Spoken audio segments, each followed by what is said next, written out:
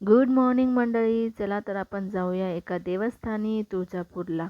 तर सकाळी पटापट सगळेजण उठून फ्रेश होऊन आंघोळ वगैरे करून लवकर आम्ही घरातून बाहेर निघालो. लवकर म्हणजे तरी 7-7:30 झालेलेच होते. त्यानंतर काही वेळानंतर ब्रेकफास्ट करायला थांबलो शिवनेरी हॉटेलला. तिथे आम्ही घेतली मिसळ आणि चहा कॉफी वगैरे घेतली आणि तिथून आम्ही निघालो पुढे अ, अ, पुढे जायला तुळजापूरला जायला. आणि मॉर्निंग टाईम होता, थंडी होती, तर त्यामुळे खूप सुंदर असं वाटत होतं. तिथल्या शिवनेरी हॉटेलजवळ असे फ्लावर्सचे झाडं होतं. तर माझ्या मुलीने माझ्यासाठी 2-3 प्रकारचे असे छोटे-छोटे मस्त फ्लावर्स तोडून माझ्यासाठी असं छोटासा हा बुके बनवला आणि मला दिला आणि मला खूप आवडला. त्यानंतर आम्ही निघालो पुढे आपल्या पुढच्या प्रवासाला जायला. आणि खूप छान असे साईडला झाडं वगैरे होते, प्लांट्स होते आणि मॉर्निंग टाईम असल्यामुळे ना जास्त ट्रॅफिकही नव्हतं, जास्त गाड्याही नव्हत्या, म्हणून छान वाटलं. त्यानंतर जसं आपल्याला कसं लाँग टूरला जायचं असतं तर CNG भरणं खूप इम्पॉर्टंट असतं. म्हणून जवळच आम्हाला रस्त्यानेच म्हणजे जाताना आम्हाला एक CNG पेट्रोल पंप दिसला. तिथे आम्ही पटकन CNG टाकून घेतलं गाडीत आणि मग पोहोचलो इथे जवळ आपल्या मंदिराकडे जायला निघालो. इथे बोर्ड दिसला असेल तुळजाभवानी मंदिराचा. जवळच आलं आहे आणि अशी वरच्या साईडला आपल्याला जावं लागतं. म्हणजे तो गावात एंट्री करताच आपल्याला शिवाजी महाराजांचा पुतळा दिसतो आणि त्याच्यानंतर लेफ्ट साईडला आपल्याला जावं लागतं मंदिराकडे. इथे ब्लूवाली हॉटेल दिसत असेल ना, तिथून आपल्याला सरळ सरळ सरळ जाऊन लेफ्ट साईडला टर्न घेतला की तिथे आपल्याला कार पार्किंग दिसते आणि ते कार पार्किंगचे काहीच चार्जेस नसतात.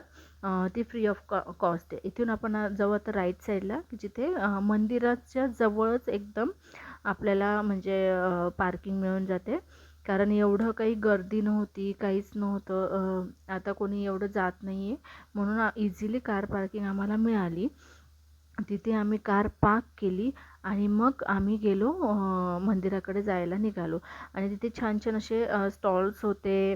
म्हणजे आणि गर्दी नसल्यामुळे ना सगळं काही आपल्याला बघता येतं. आणि समोरच तुम्हाला दिसत असेल भक्तनिवासही आहे. आम्ही तिथे स्टे केलेला नाही आहे. आम्ही मॉर्निंगला गेलो आणि तिथून दर्शन घेऊन आम्ही दुसऱ्या ठिकाणी जाणार होतो. म्हणून स्टेचे काय चार्जेस वगैरे आहेत ते मी सांगू शकत नाही. आता इथून जातो आहे आपण. इथून सगळे स्टॉल्स आहे, सगळे बांगड्या आहेत, नंतर मूर्त्या आहेत, नंतर पूजेचं सामान आहे, सगळं काही इथे अवेलेबल आहे. त्याच्यानंतर मंडळी जर तुम्हाला पास घ्यायचा असेल की लवकर दर्शन व्हायला पाहिजे बाबा असं पास जर घ्यायचा असेल तर आता गर्दी नसल्यामुळे आम्ही पास घेतला नाही, पण इन्क्वायरी केली. इथे वरतीच हे तुम्हाला झेंडा दिसतो ना, तिथून एंट्री केली ना तर आपण मंदिराच्या साईडला जातो आणि इथे वरतीच कुठेतरी पासची सोय आहे. तर तिथे पासचे चार्जेस आहे 500 पर पर्सन. एका व्यक्तीचे 500 रुपये असा तो पास मिळतो. तो पास घेतला तर दर्शन म्हणजे लवकर होतं. जास्त लाईनमध्ये लागायची गरज पडत नाही, जास्त वेळ लागत नाही. पण आम्ही ऑफ सीझनमध्ये गेलेलो असल्यामुळे ना जास्त गर्दीही नव्हती आणि पास घ्यायची आम्हाला काही गरज पडलेली नाही. इथून असं खाली गेल्यानंतर खालच्या साईडला उजव्या सोंडेचा गणपती असं मंदिर आपल्याला दिसतं. तिथे उजव्या सोंडेचा गणपती आहे. इथून अशा पायऱ्यांनी आपण खाली जायचं आणि राईट साईडला गोमुख मंदिर असं काहीतरी आहे. म्हणजे तिथून ते पाणी येतं. तिथे आम्ही काही गेलो नाही. लहान बाळ आमच्याजवळ असल्यामुळे आम्ही पटकन दर्शन घेतलं. हे बघू शकता इथे उजव्या सोंडेचा गणपती आहे. तिथून दर्शन घेतलं की पुढे गेल्यानंतर आपल्याला हे मंदिर दिसतं. हे तुळजाभवानीचं मंदिर आहे. आणि या मंदिराच्या बॅक साईडला अशी छोटे छोटे 2-3 मंदिरं आहेत अजून. इथून आम्ही जातोय सरळ सरळ सरळ आणि बॅक साईडला तिथे मंदिर आहे. आणि तिथे फोटो तुम्हाला सगळ्यांना माहिती असेल, फोटो काढायला व्हिडिओ काढायला अलाव नाही आहे. म्हणून जेवढा काही व्हिडिओ मी काढला आहे ना तो बाहेरच्या साईडला काढलेला. बाहेरूनच मंदिर तुम्हाला मी हे दाखवते. इथून मागच्या साईडला लक्ष्मीजींचं पण मंदिर आहे.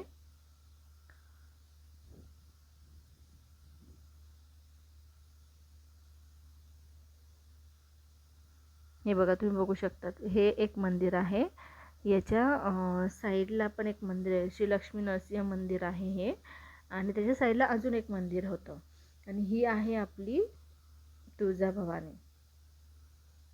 हे आहे आपले तुळजाभवानीचं मंदिर. हे पूर्ण असंच सेम आहे आणि खूप छान वाटतं तिथे दर्शन घेऊन.